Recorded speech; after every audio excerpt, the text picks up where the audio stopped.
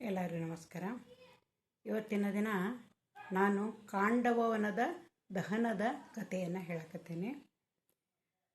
ಪಾಂಡವರು ಮತ್ತು ಕೌರವರಿಗೆ ಜಗಳ ಆಗಿ ಕದನಗಳು ನಡೀತಾನೆ ಇದ್ದು ಕೌರವರಿಗೆ ಹಸ್ತಿನಾಪುರವನ್ನು, ಇವರಿಗೆ ಪಾಂಡವರಿಗೆ ಇಂದ್ರಪ್ರಸ್ಥವನ್ನು ವಿಭಾಗ ಮಾಡಿ ಕೊಟ್ಟಿದ್ರು ಹಿರಿಯರೆಲ್ಲರೂ ಕೂಡಿ. ಆ ಇಂದ್ರಪ್ರಸ್ಥದಲ್ಲಿನ ಒಂದು ಕಾಂಡವವನ ಅಂತಂದು ಹೇಳಿ ಅನೇಕ ಔಷಧಿ ಗಿಡಗಳನ್ನು ಹೊಂದಿರುವಂತಹ ಒಂದು ದೊಡ್ಡ ಅರಣ್ಯ ಇತ್ತು.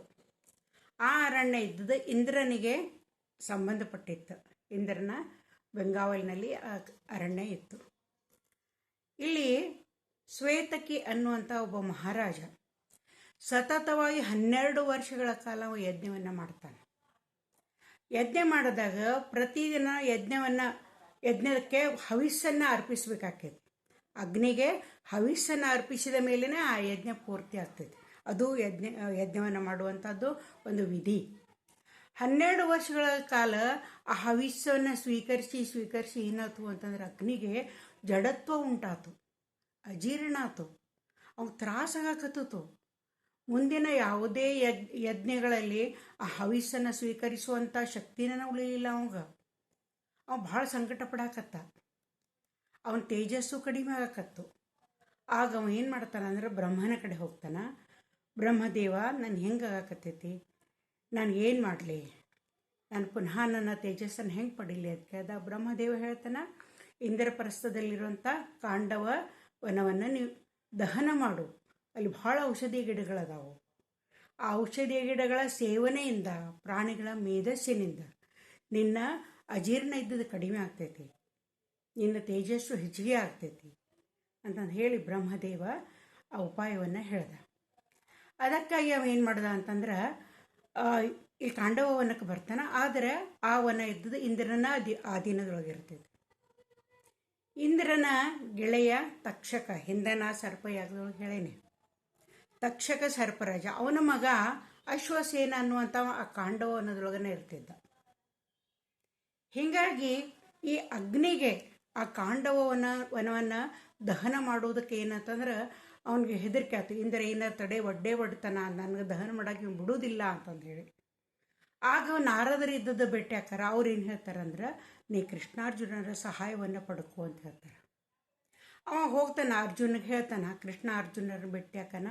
ಅರ್ಜುನ್ ಹೇಳ್ತಾನ, ನಾನು ಹಿಂಗೆ ಕಾಂಡವನವನ್ನು ದಹನ ಮಾಡ್ಬೇಕಾಗೈತಿ, ನನಗೆ ಭಾಳ ಇದನ್ನಾಗೈತಿ, ಅಜೀರ್ಣ ಆಗೈತಿ, ನಾವು ಹೊರಗೆ ಹಾಕಲೇಬೇಕು ಅಂತ ಹೇಳಿ ಅಂದ್ಕೂಳೆ ಅರ್ಜುನ ಹೇಳ್ತಾನ, ಇದು ಇಂದ್ರನಿಗೆ ಒಳಪಟ್ಟೈತಿ, ನಾವು ಹೆಂಗೆ ಇದನ್ನು ಮಾಡೋದು ಅಂತಂದು ಹೇಳಿ ಅವ್ನು ಹಿಂದೇಟು ಹಾಕಕ್ಕೆ ನೋಡ್ತಾನೆ. ಅವಾಗ ಶ್ರೀಕೃಷ್ಣ ಹೇಳ್ತಾನ, ಇಲ್ಲಪ್ಪ ಅರ್ಜುನ, ಯಜ್ಞ ಯಾಗಾದಿಗಳ ನಡೀತಾನೆ ಇರಬೇಕು. ಈಗ ಅಗ್ನಿ ಹವಿಸ್ಸನ್ನು ಸ್ವೀಕರಿಸಲಿಲ್ಲ ಅಂದರೆ ಯಜ್ಞ ಪೂರ್ತಿ ಆಗೋದಿಲ್ಲ. ಅದಕ್ಕೆ ಅವನು ಮೊದಲಿನ ಒಂದು ತೇಜಸ್ಸು ಬೇಕು ಅಂತಂದ್ರೆ ಈ ನಾವು ಕಾಂಡವನವನ್ನು ಅವನು ದಹನ ಮಾಡಲೇಬೇಕು. ಅದರಿಂದ ಈ ಯಜ್ಞ ಯಾಗಾದಿಗಳನ್ನು ಮಾಡೋದರಿಂದ ದೇಶ ಸುಭಿಕ್ಷವಾಗಿರ್ತೈತಿ. ಕಾಲ ಕಾಲಕ್ಕೆ ಮಳೆ ಬೆಳೆ ಆಗ್ತಾ ಇರ್ತಾವೆ. ಅದಕ್ಕಾಗಿ ನಾವು ಸಹಾಯ ಮಾಡೋನು ಅಂತ ಹೇಳ್ತಾನೆ. ಇಂದ್ರ ಹೇಳಿದ ಕೂಡಲೇ, ಕೃಷ್ಣ ಹೇಳಿದ ಕೂಡಲೇ ಅರ್ಜುನ ಒಪ್ಕೊಂತಾನೆ. ಒಪ್ಕೊಂಡು ಇಬ್ಬರು ಕಾಂಡವ ವನಕ್ಕೆ ಬರ್ತಾರೆ. ಕಾಂಡವ ವನಕ್ಕೆ ಬಂದ ಕೂಡಲೇ ಅಲ್ಲಿ ಏನಂತಂದ್ರೆ ಈ ಕಾಂಡವ ವನವನ್ನು ಅವ ದಹನ ಮಾಡೋದಕ್ಕೆ ಶುರು ಮಾಡ್ತಾನೆ. ಅಗ್ನಿ ಇದ್ದವ, ಅಗ್ನಿಗೆ ಹೊರಗೆ ಬರೋದಂತ ಬೆಂಕಿನ ರಭಸದಿಂದ ಏನಂತ ಕಾಂಡವನವನ್ನೆಲ್ಲ ದಹನ ಮಾಡೋದಕ್ಕೆ ಶುರು ಮಾಡ್ತಾನೆ. ಶುರು ಮಾಡಿಕೊಳ್ಳಿ ಇಂದ್ರಿಗೆ ಭಾಳ ಸಿಟ್ಟು ಬರ್ತೈತಿ. ತನ್ನ ಗೆಳೆಯನ ಮಗ ಅಲ್ಲಿದಾನ, ಅವನನ್ನು ನಾ ರಕ್ಷಣೆ ಮಾಡಬೇಕು ಅಂಥೇಳಿ ಇಂದ್ರ ಜೋರಾಗಿ ಮಳೆ ಸುರಿಸ್ತಾನೆ. ಮಳೆ ಸುರಿಸಿಕೊಳ್ಳಿ ಅರ್ಜುನ ಏನು ಮಾಡ್ತಾನೆ ಅಂತಂದ್ರೆ ಬಾಣಗಳ ಒಂದು ಚಪ್ಪರವನ್ನು ಹಾಕ್ತಾನೆ. ಇಷ್ಟು ಗುತ್ತಾಗಿ ಚಪ್ಪರವನ್ನು ಹಾಕ್ತಾನೆ ಅಂತಂದ್ರೆ ಮಳೆಯ ಒಂದು ಹನಿ ಸದಾ ಕಾಂಡವನದಲ್ಲಿ ಬರುವುದಿಲ್ಲ. ಅಷ್ಟು ಒತ್ತಾಗಿ ಅವನು ಬಾಣಗಳ ಚಪ್ಪರವನ್ನು ಹಾಕ್ತಾನೆ. ಹೀಗಾಗಿ ಏನಂತಂದ್ರೆ ಅಗ್ನಿ ಇದ್ದವ ಆ ಎಲ್ಲ ಕಾಂಡವನವನ್ನು ದಹನ ಮಾಡ್ತಾನ. ಆವಾಗ ಅವನ ಕ್ಷೇತ್ರ ತೇಜಸ್ ಇದ್ದದ್ದು ಜಾಸ್ತಿ ಆಗ್ತೈತಿ. ಆ ಕಾಂಡವನದೊಳಗೆ ಈ ಇಂದ್ರನ ತಕ್ಷಕನ ಮಗ ಅಶ್ವಸೇನ ಬದುಕಿರ್ತಾನೆ. ಇಂದ್ರ ಬರ್ತಾನೆ, ಅವ್ನು ಬದುಕಿದ್ದು ನೋಡಿ ಭಾಳ ಖುಷಿ ಆಕೈತಿ. ಅವನನ್ನು ಎತ್ತುಕೊಂಡು ಹೊರಗೆ ಬರ್ತಾನೆ.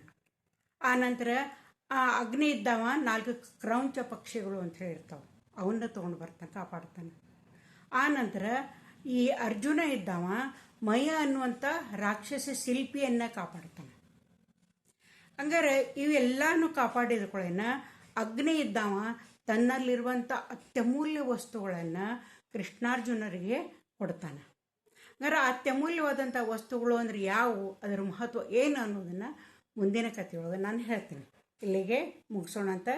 ನಿಮ್ಮ ಕತೆ ಹೆಂಗೆ ಅನ್ನಿಸ್ತು ಅನ್ನೋದನ್ನು ಕಾಮೆಂಟ್ ಮಾಡಿರಿ.